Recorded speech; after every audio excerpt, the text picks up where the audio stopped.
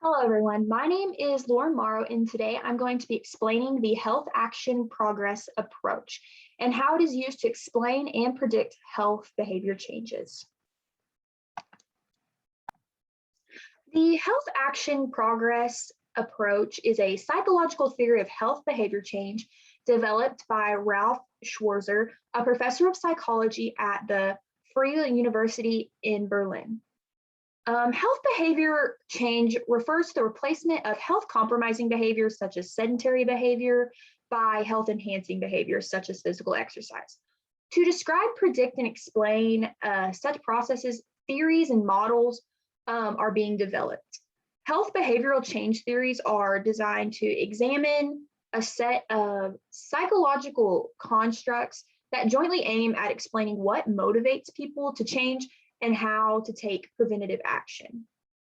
The health action process approach is a hybrid model with a continuum layer as well as a stage layer, meaning the model mixes the layers that are typically independent of one another. Continuum models have been found useful for explanation and prediction, whereas the stage models are often preferred to guide interventions. However, it is possible to integrate both approaches when researchers use the continual model as a theoretical template. And when it comes to interventions, dividing the audience into separate stage groups that allow for stage match treatments. This is exactly how the health action progress approach works, but we'll talk more about this in later slides. The health action progress approach suggests that the adoption, initiation, and maintenance of health behaviors must be explicitly conceived as a process that consists of at least a motivation phase and a volition phase. In later slides, we will discuss the importance and content of these two phases within the health action process approach.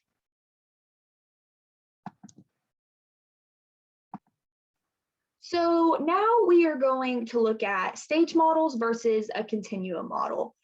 According to stage models, health behavior change consists of an ordered set of categories or stages into which people are classified.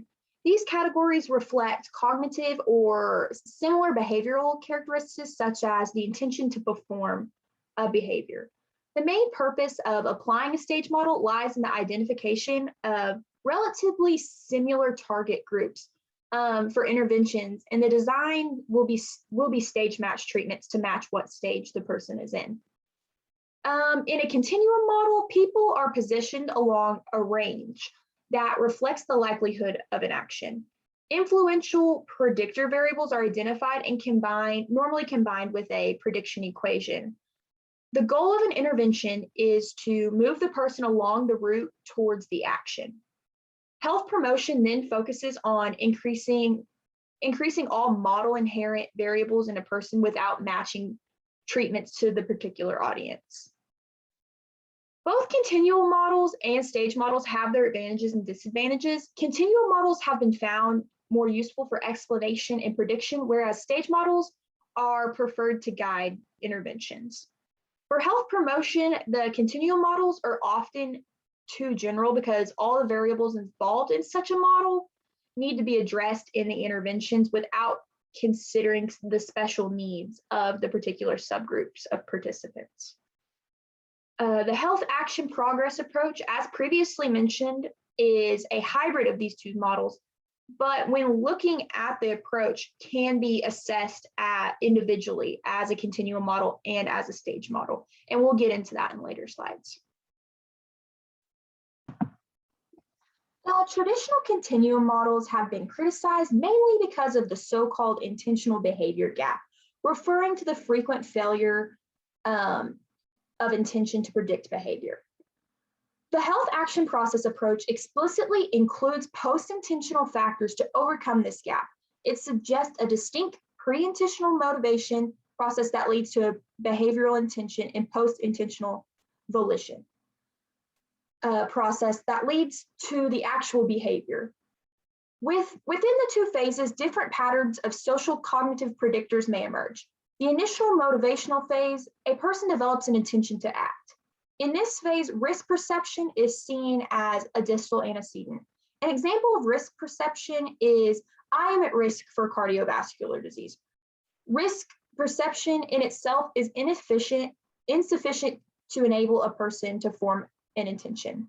Rather, it may set the stage for a contemplation process and a further elaboration of thoughts about consequences and competencies. Similarly, positive outcome expectancies, like for example, if I exercise 5 times per week, I will reduce my cardiovascular risks.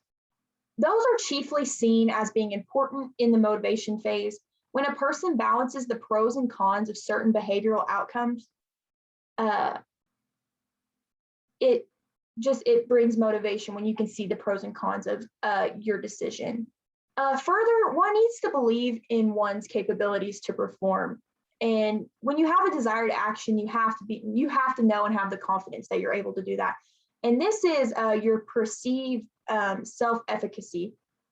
For an example, I am capable of adhering to my exercise schedule in spite of the temptation to play on my phone or watch TV.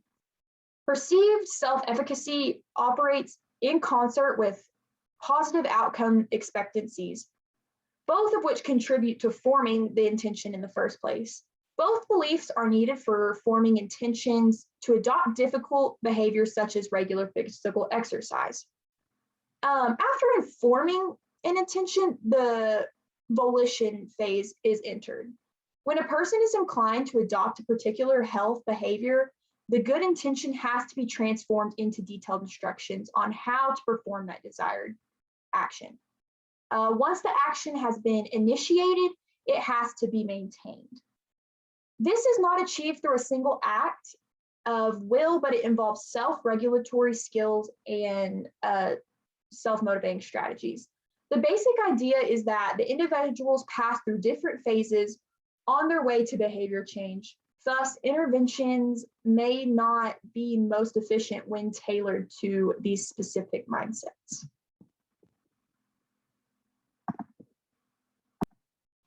Here's a diagram showing the 2 continuum phases split up. The motivational phase consists of pre-intentional logical ideas that could potentially lead an individual to creating an intention to change a certain health behavior. Then we have the volition phase, which it's the phase where the intention to make the change in health behavior is turned into an action that must be maintained. This phase also includes a planning step where the individual creates a concrete and achievable plan in order to succeed. Now we're going to talk about the stage model. With the health action process approach being a hybrid model, it has both a continuum and a stage model. So now let's investigate the stage model. Like previously mentioned, the stage model is better for guiding intervention. The health action process stage model consists of 3 stages: the pre-intentional, the intentional, and the action stage. So the individuals who are using the health action process approach to guide them to their desired behavior, they can be classified in one of those 3 stages. So the people in the pre-intentional stage are called pre-intenders. Pre-intenders are still in the motivational phase of the continuum model. Their intentions are being shaped by their cognitive factors such as risk perception and expectancy outcomes. Intenders can be both in the motivational phase and the volition phase, or somewhere in between. Intenders should not benefit much from cognitive factors in the form of outcome expectancies or risk perception, because after setting a goal, they have already moved beyond that mindset. Rather, they should benefit more from planning and translating their intentions into actions. Actors are completely in the volition phase, but they are the group of individuals who are actually carrying out the intentions that they've made for themselves. Actors should be prepared for particular high-risk situations in which lapses are imminent.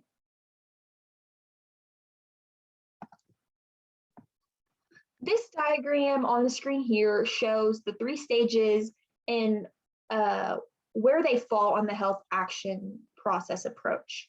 I've already discussed the cognitive factors that influence an individual in the pre-intentional stage, but now I'm going to go into a bit more depth on the planning and action phases that the intenders in the actor's face. As you can see, the diagram presents two different planning strategies. Action planning is the implementation of intentions, or translating the intentions into action. When will I act? Where will I act? How will I act? And the coping planning is the anticipation of barriers or obstacles and the preparation of coping strategies and mental stimulation of successful coping. The action phase is a bit more complex, so let's take a deeper look at it and just get more into the specifics. As I previously mentioned, actors are very vulnerable towards lapses or disengagement from their newly acquired change in behavior. As you can see in the diagram, the action phase is a cycle that, if not maintained, will lead to disengagement or reverting back to previous unhealthy behaviors. The action cycle is made up of the initiative, maintenance, and recovery. The initiative is the initial or first action. If the intention is to be more physically active, then working out is the initiative. Maintaining the initiative action will allow the individual to see results from their changes. But if an individual fails to maintain the adopted behavior change, they will disengage. It's inevitable. And then there is the recovery part of the cycle, which is returning to a normal state of health. And you can see in the diagram that this is a constant cycle. It goes in a circle. So every day you initiate that new behavior and you have to maintain it throughout the week, and then you can recover back from it. And you can see on the maintain, it leads to disengagement if you don't maintain it. So there's just, in the action stage, that is a very important cycle that the person using the health action process approach has to be very aware of, that they are susceptible to disengagement or lapses, and it's going to happen. And that's where the coping planning is going to come in. You're going to cope with the fact that you did lapse and how you're going to fix it.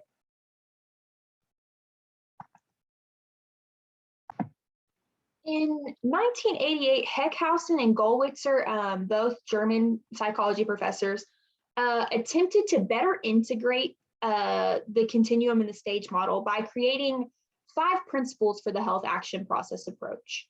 Many of these principles relate directly back to the continuum and stage models, like phases of both of those. The first principle of the 5 principles we're going to talk about is motivation and volition. And this sounds very familiar. We've already been talking about this, but I just want to go through all the principles. The health behavior change process is divided into 2 phases. There's a switch of mindsets when people move from deliberation to action. The first comes the motivation phase, in which people develop their intentions, and afterwards they enter to the volition phase, which is the action part. Now we're going to move on to the second principle, which explains the 2 volition phases. So within the volition phase, there are 2 groups of people: those who did not yet translate their intentions into action and those who did.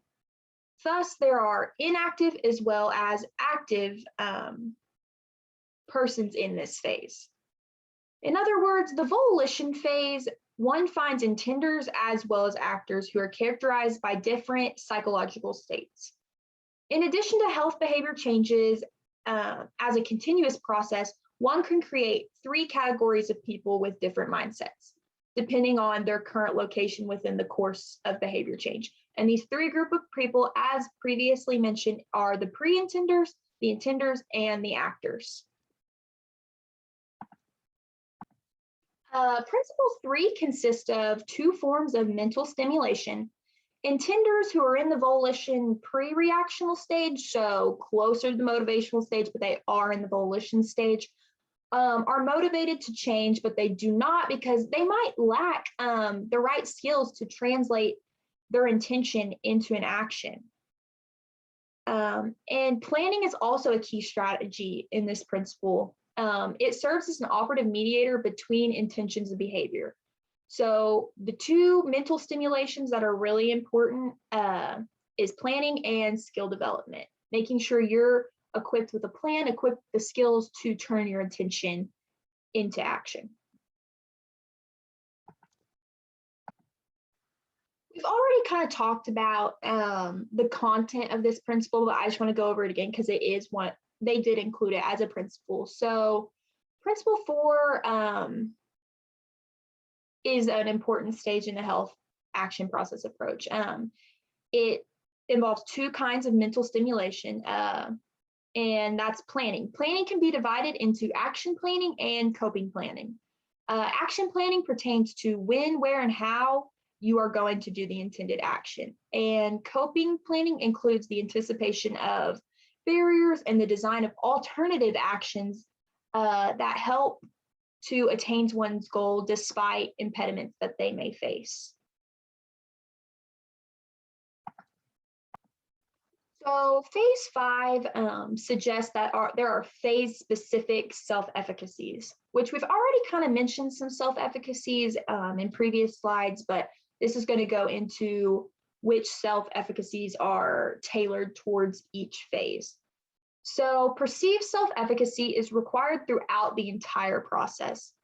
However, the nature of self-efficacy differs from phase to phase. This is because there are different challenges as people progress from one phase to the next. Goal setting, planning, initiative, action, and maintenance all pose challenges that are not of the same nature. So there are 3 different types of self-efficacy that we're going to discuss. The first being task self-efficacy.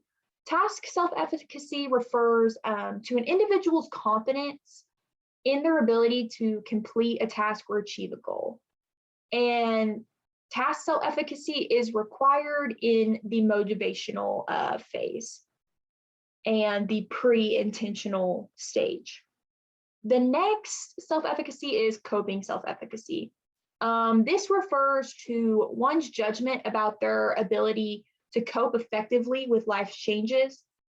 This form of self-efficacy is required both in the pre-intentional stage and the intentional stage.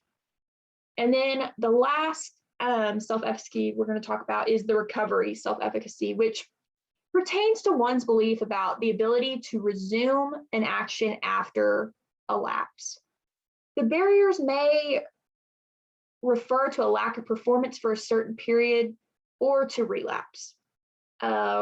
Recovery self-efficacy helps to gradually return to the act upon one's intention. Recovery self-efficacy applies in the action stage. So after the disengagement or the lapse because the action wasn't maintained, you can apply recovery self-efficacy to kind of get you back in the mindset to get back to that certain behavior change. This is the last of the 5 principles for the health action progress approach. So in summary, in conclusion, the health action progress approach has 2 layers, a continuum layer and a stage layer. Depending on the research question, one might choose to look at one or the other.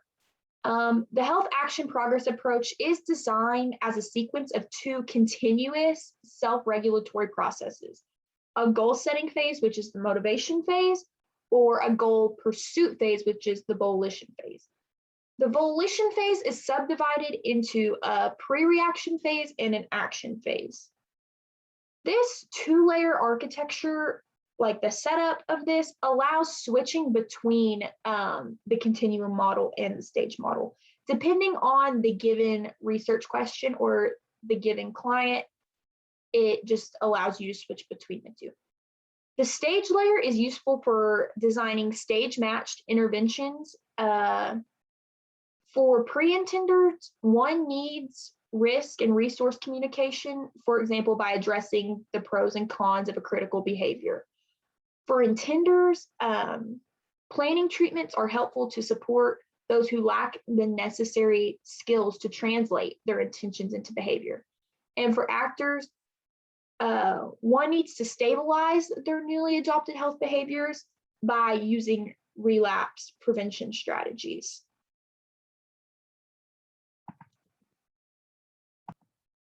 And that is all I have for my presentation today on the health action progress approach. And here on this slide, I've listed my references where I've received all my information and how I did and where I did my research at. And as we go, I just hope that everyone is able to use all the information in the setup of this approach to help their clients or whoever you're helping trying to make a change. This kind of just gives them a structure to let them know where they're at and gives them kind of steps, not necessarily steps, but gives them a category to put themselves in to follow. I think that's where the stage model really comes to be important. But I think as a whole, this model, this approach is very useful in helping create new behaviors and then maintaining them, because that was a big part of it, I feel like. So thank you all for watching, and I hope y'all learned a lot. Thank you.